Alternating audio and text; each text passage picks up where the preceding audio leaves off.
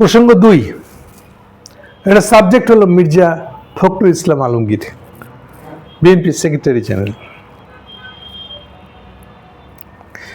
বাংলাদেশের রাজনীতি এখন গিয়ে ঠেকেছে জামাতের কারণে, যেহেতু জামাত ক্রমান্বয়ে এটা চ্যালেঞ্জিং হয়ে উঠতেছে বিএনপির কাছে। সেই জন্য এমন অনেক প্রসঙ্গ আসতেছে যেটা বাংলাদেশের রাজনীতি এর আগে কখনো আসে নাই, উঠে নাই, এসব শব্দগুলো, প্রসঙ্গগুলো। সেই ধরনের প্রসঙ্গগুলো নিয়ে আমরা এখন ঢুকবো। আমরা না চাইলেও ঢুকতে হবে এই জন্য যে একদিন জামাতে ইসলামের বিরুদ্ধে যত সব অভিযোগ আনছিল, সবচেয়ে সহজ জামাতের বিরুদ্ধে সমালোচনা ছিল এটা স্বাধীনতা বিরোধী, এটা রাজাকার। কিন্তু এখন একটু বুঝছে যে এই রাজাকার আর স্বাধীনতার বিরোধী এগুলো দিয়ে জামাতের বিরুদ্ধে মানুষকে বলে বিএনপির পক্ষে সমর্থন জোগাড় করাটা সহজ হবে না। কারণ একটা জিনিস তো মনে রাখতেই হবে, কারণ এটাকে 15-16 বছর ধরে হাসিনা এত যথেচ্ছাচারে ব্যবহার করেছে।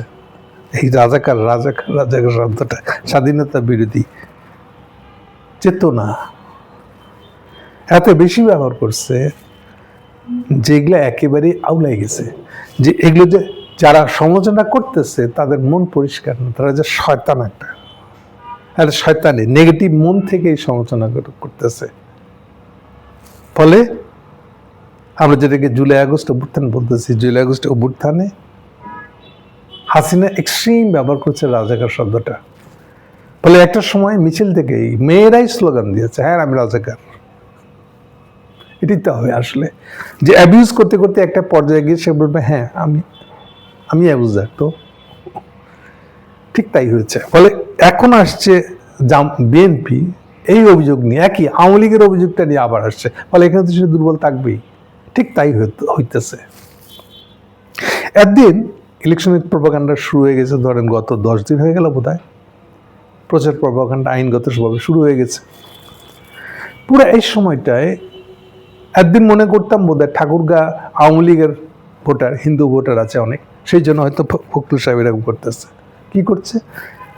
উনি কন্টিনিউয়াস বলে যাচ্ছিলেন হিন্দু ভোটারদের কাছে গিয়ে, চিন্তার কোনো কারণ নাই, আপনাদের কোনো আওয়ামী লীগ হিসাবে আপনাদের যদি কোনো মামলা থাকে সব উজ্জ্ব করে ফেলব, আশ্বস্ত করছে। কখনো বলছে না এই ইউনিয়নের জন্য বলছি, তো সারা ইউনিয়নের জন্য বলি নাই, বলছে কিন্তু সারা ইউনিয়নের জন্যই, সব আওয়ামী লীগের জন্যই। কিন্তু এগুলো বলে 9-6 করে করে করে করে পার পাইছেন। কন্টিনিউয়াস জামাতের বিরুদ্ধে কথা বলছেন, একদম আওয়ামী টোনে কথা বলছেন। ফলে মনে হয়েছিল যে বোধ হয় যেহেতু তার কনস্টিটুয়েন্সি, তার ভোটাররা আওয়ামী লীগের, এবং সে অনুমান করে বসে আছে ওই আওয়ামী লীগের এবার বিএনপিকে ভোট দেবে। এই যে চিন্তাটা, এই চিন্তাটার গলতটা হলো এই পর্যন্ত যত ইলেকশনের স্ট্যাটিস্টিক্স আছে সব স্ট্যাটিস্টিক্স বলেছে যে আওয়ামী লীগ আর বিএনপির ভোটটা অলমোস্ট সমান, মানে সমর্থক যারা কোর সমর্থক, অর্থাৎ 1/3 করে দুই পার্টি পায়, বাকি 1/3 থাকে ফ্লোটিং। এই ফ্লোটিং 1/3টা যে যত নিজের দিকে টানতে পারে সেই জিতে যায়। এগুলো বাংলাদেশের ইলেকশনের স্ট্যাটিস্টিক্যাল অ্যানালাইসিস। তো এই কথা যদি সত্যি হয়, অন্তত 2001 সাল পর্যন্ত এটাই সত্যি ছিল। তাহলে এটা যদি সত্যি হয় না, এটাই সত্যি আসলে। এর উপর ভিত্তি করেই কিন্তু 2001 সালে বিএনপি জিতছিল 200-এর উপরে আসন নিয়ে।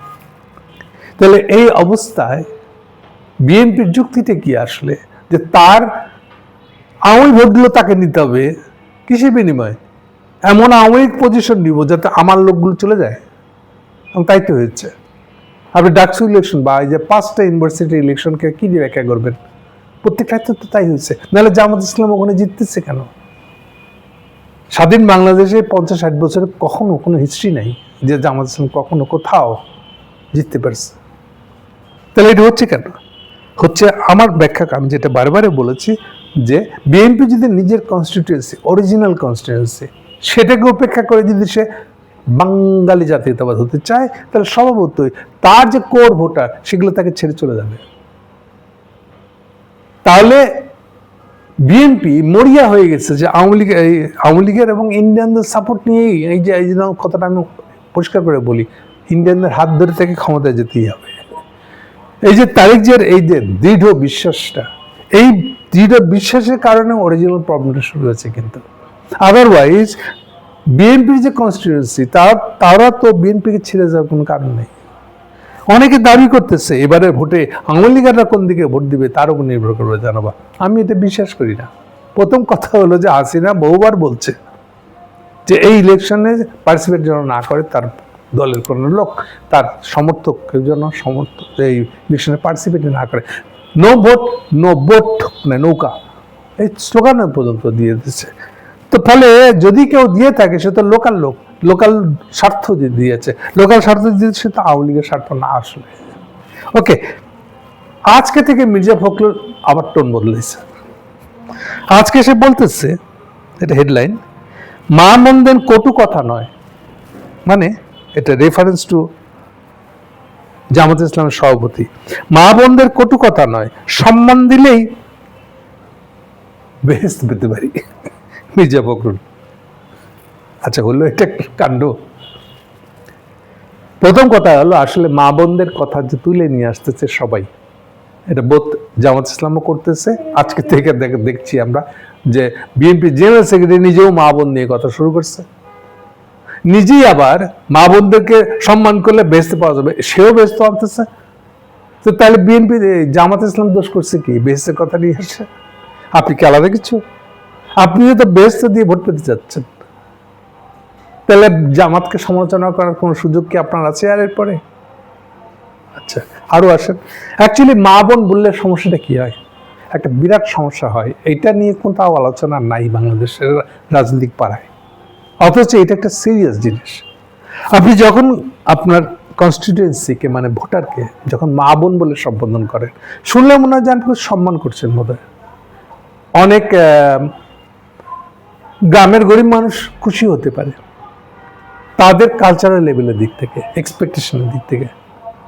কিন্তু যদি আপনি মানেন যে এটা একটা রিপাবলিক রাষ্ট্রের ভোট, ভোট মানে রিপাবলিক রাষ্ট্র, অ্যাজিউম করে নিচ্ছেন আপনি, নাহলে ভোট বলে কোনো জিনিস নেই। ভোট দেওয়ার সুযোগ কোথায়? যদি একটা রাজার দেশে থাকেন, রাজার আন্ডারে আপনি তো প্রজা, প্রজা মানে আপনি সাবঅর্ডিনেট, আপনি অধস্তন একটা লোক, পায়ের নিচে থাকেন। রাজার সামনে বাকি সবাই অধস্তন, উনি একমাত্র ব্যক্তি, আর ব্যক্তি বলে আর স্বাধীন বলে কেউ নাই। এটা হচ্ছে রাজা, সম্রাট, আপ টু আমির, বাদশাহ, সবার বেলা এই কথাটা সত্য। এখানে স্বাধীন ব্যক্তি বলে কিছু নাই, ব্যক্তি ধারণাই নেই। তাহলে যখন আপনি মা বোন বলেন, তখন উনাকে আপনি স্বাধীন ব্যক্তি হিসেবে, আর একটা খুব গুছানো শব্দ আছে, নাগরিক, নাগরিক, স্বাধীন নাগরিক হিসেবে দেখলেন না আপনি। আপনি কোনো না কোনো দেখে মনে হচ্ছে আপনি খুব রিলেশনাল কথা বলতেছেন, তাকে সম্মান দিয়ে কথা বলছেন। এটা আমাদের সোশ্যাল কালচারাল প্র্যাকটিসের ভিতরে আছে। কিন্তু যদি পলিটিক্যাল প্র্যাকটিসের দিক থেকে দেখেন, তাহলে আপনি ওকে স্বাধীন নাগরিক হিসেবে ট্রিট করেন নাই। যেমন আমাদের এখানে আর একটা প্রবলেম হয়, একটা সরকারি অফিসারকে কি বলবেন আপনি? স্যার বলবেন, ম্যাডাম বলবেন, আপা বলবেন? আমাদের সোশ্যাল প্র্যাকটিস বলতেছে আমরা সম্মান করে আপা বলতে চেষ্টা করি। আমি এটা খারাপ না আসলে, কিন্তু এটার পলিটিক্যাল দিকটা, অ্যাওয়ারনেসটার দিক আমার নাই। কিন্তু পলিটিক্যাল অ্যাওয়ারনেসের দিকটা ওই যে বলার কথা ছিল আসলে মিস্টার, মিসেস, এটা বলতে পারলে ভালো হতো। কিন্তু সেক্ষেত্রে আর এক প্রবলেম আছে। কালচারাল আমলে আমরা যখন স্যার বলি কাউকে, ম্যাডাম বলি, এর দুইটা মানে আছে। একটা কলোনিয়াল আমলের মানে আছে যে কাউকে স্যার বলা মানে ওই যে ছিল কলোনিয়াল মাস্টার, আমার মাস্টার হিসেবে ওকে স্বীকার করে নেওয়া, এই একটা প্রবলেম আছে। কিন্তু এখনকার ওয়েস্টে বলতে বোধ ইউরোপ এবং আমেরিকায়, ওখানে স্যার বলার আরেকটা চল আছে, যেখানে আপনি মনে করেন বিক্রেতা,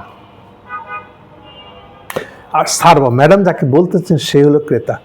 ক্রেতা হলো আপনার, যেটা আমাদের এখানে বলে, ক্রেতার চেয়ে বড় লক্ষ্মী আপনার জীবনে আর নাই। মানে ক্রেতা কিনলে পরে আপনার দুটা ভাত আছে, নাহলে আপনার কোনো যোগ্য নয়, আপনার ভাগে কিছুই পড়বে না। সো ক্রেতা গুরুত্বপূর্ণ। যেহেতু ক্রেতা গুরুত্বপূর্ণ, এই জন্য ক্রেতাকে সম্মান দিয়ে তাকে স্যার বা ম্যাডাম বলে। এই স্যার ম্যাডাম বলাটা ব্রিটিশ আমলের কলোনি অধস্থান অর্থের যে স্যার, ওইটা না, এটা নতুন ফর্মে নতুন যুগে আসছে এটা।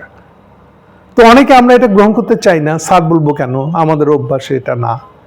প্লাস ইসলামে আবার আছে ভাই ভাই জ্ঞান করতে হবে, ব্রাদারহুড দেখাতে হবে। এখন ব্রাদারহুড দেখে দিন, তাহলে আবার ডটার হুড করতে আসবে,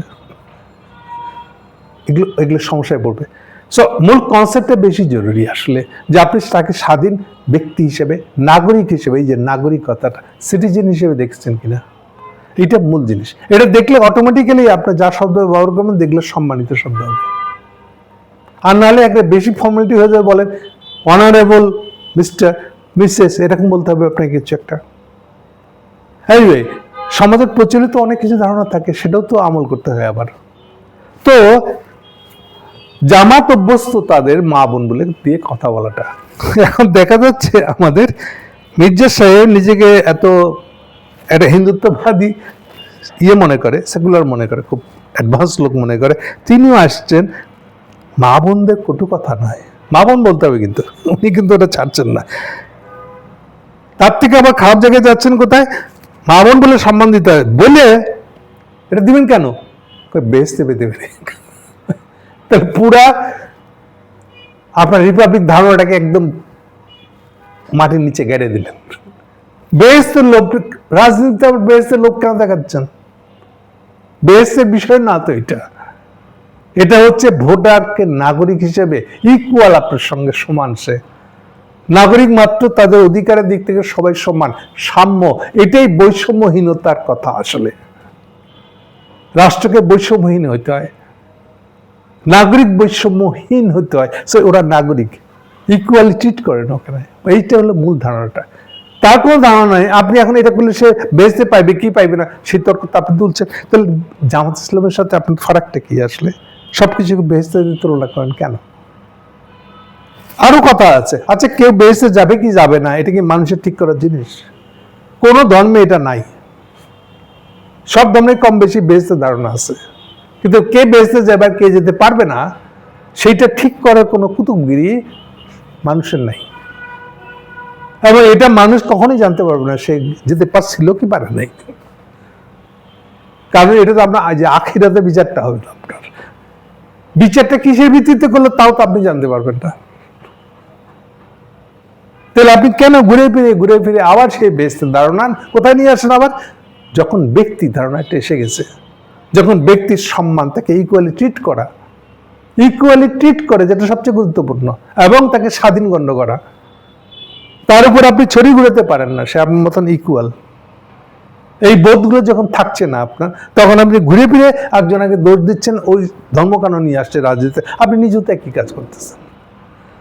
যেহেতু কেউই মূল জিনিসটা জানছেন না, তো আসলে জানার চেষ্টা করতেছেন না। ভোটকে উপলক্ষ করে তো আপনি আসলে রিপাবলিকের মানে কি, নাগরিক মানে কি, এটা ব্যাখ্যা করতে পারতেন, এবং ব্যাখ্যা করে বলতে পারতেন এখানে সাম্যের কথা। নাগরিক মাত্রই, ভোটার মাত্রই ইকুয়াল। এটা সেটা পাহাড়ি লোক হোক কি নারী হোক, জেন্ডারের ভিত্তিতে ভিন্নতা হোক, কি দিনাজপুরিয়া রংপুরিয়া হোক, যে কোনো ভূখণ্ডের লোক হোক না কেন, সব আইনের দৃষ্টিতে সমান অধিকারের এবং সবাই স্বাধীন। এই কথাগুলো মানলেই কিন্তু রিয়েল রিপাবলিক শব্দটা রিফ্লেক্ট করে। আপনাদের কারো সেই বোধটা নাই, খালি ঘুরে ফিরে যাকে দোষ দিচ্ছেন ইসলাম নিয়ে আসছে বলে, তা আপনি নিজেও সেই ইসলামের নিয়ে আসার একই কাজটাই করছেন। এনিওয়ে, তাহলে সার কথাটা হলো এই যে মির্জা নিজেও বেহেশতের রাজনীতি শুরু করছেন। লীগের মন জয় করা শেষে গত কয়েকদিন যেটা দেখছিলাম আমরা, এখন সেও একটা ধর্মীয় এজেন্ডায় নিয়ে মাঠে হয়ে পড়ছে।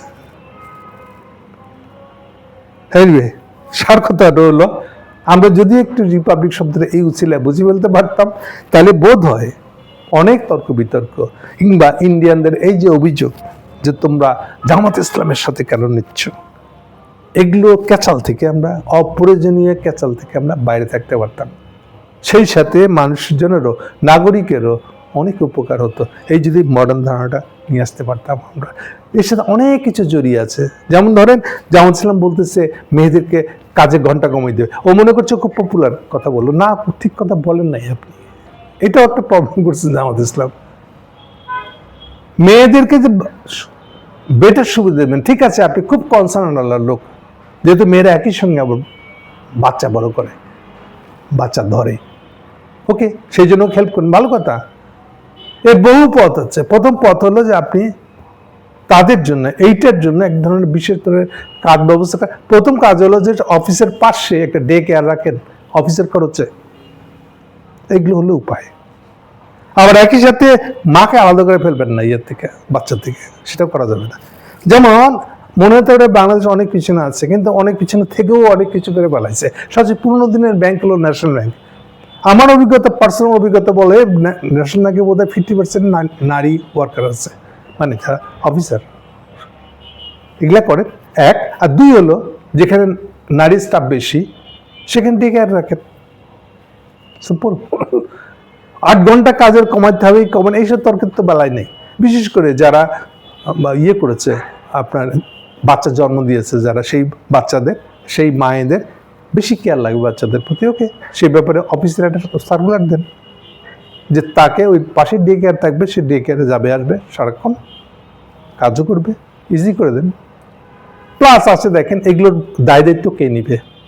ওয়েস্টের এক্সপিরিয়েন্সটা হলো এগুলো করার জন্য, এবার বাচ্চাটাকে মানুষ করার, গ্রোন আপ করার সময় ওকে অনেক ধরনের মোটিভেশন দিতে হয়। এই মোটিভেশনাল কাজগুলো ওয়েস্টের এক্সপিরিয়েন্স হলো যে তারা দিয়ে দিচ্ছে, সাইকোলজিক্যাল ট্রেনিংটা দেয় তারা, স্কুলের দায়িত্ব। ইভেন বাবা মার ঝগড়া হলে বাচ্চাদের রোল কি হবে ওটা পর্যন্ত দেয় তারা। তাহলে ওকে মানসিকভাবে গড়ে তোলে, ওটা স্কুলের দায়িত্ব দিয়ে দিচ্ছে। এমনি আবার স্কুলের খরচ চালায় কিন্তু মিউনিসিপ্যালিটি, এগুলো নিয়ে চিন্তা করে। আমি কাজের ঘন্টা কমিয়ে দিল তো ও আবার কম্পিটিশনে পিছিয়ে যাবে তো পুরুষ কম্পিটিটর থেকে, সেটাও তো আপনাকে খেয়াল রাখতে। ফলে এই জিনিসগুলো এত সিম্পল না। বাট আবার এটাও সত্য, ওয়েস্টকে ফলো করার কথা আমি বলতেছি না, এটা ফলো করতে গিয়ে আপনি আবার লেসবিয়ানিজম হয়ে যাবেন না, এটা করা যাবে না। আপনাকে অ্যাটলিস্ট মানুষের বেসিক গুণ যেটা সেটা ধরে রাখতে হবে। আর অবাধ স্বাধীনতা বলে কিছু নাই দুনিয়ায়, এইটার যেন পিচিং না হয়ে যায়, ফাঁক ফকর দিয়ে ঢুকে যেন না যায়, সেদিকে খেয়াল রাখতে হবে। কারণ অবাধ বলে কিছু নাই। এখন সেটা আল্লাহর নাম দিয়ে বলেন বা সোশ্যাল রুল দিয়ে বলেন, অবাধ বলে কিছুই নাই। সব স্বাধীনতাই কন্ডিশনাল। আপনাকে এই জিনিস মানুষ মান্য করলে আপনি স্বাধীন থাকতে পারবেন। সো অবাধ স্বাধীনতা টাইপের কোনো কিছু যেন এর বিরুদ্ধে না ঢুকেছে, এগুলো নিয়ে আরো চিন্তা ভাবনা করে কথা বলেন। আর মূল বিষয়টা হচ্ছে আপনি ব্যক্তির ধারণা থাকতে হবে, আপনাকে সাম্যের ধারণা থাকতে হবে, আপনাকে মর্যাদার ধারণা থাকতে হবে আপনাদেরকে। Thank you.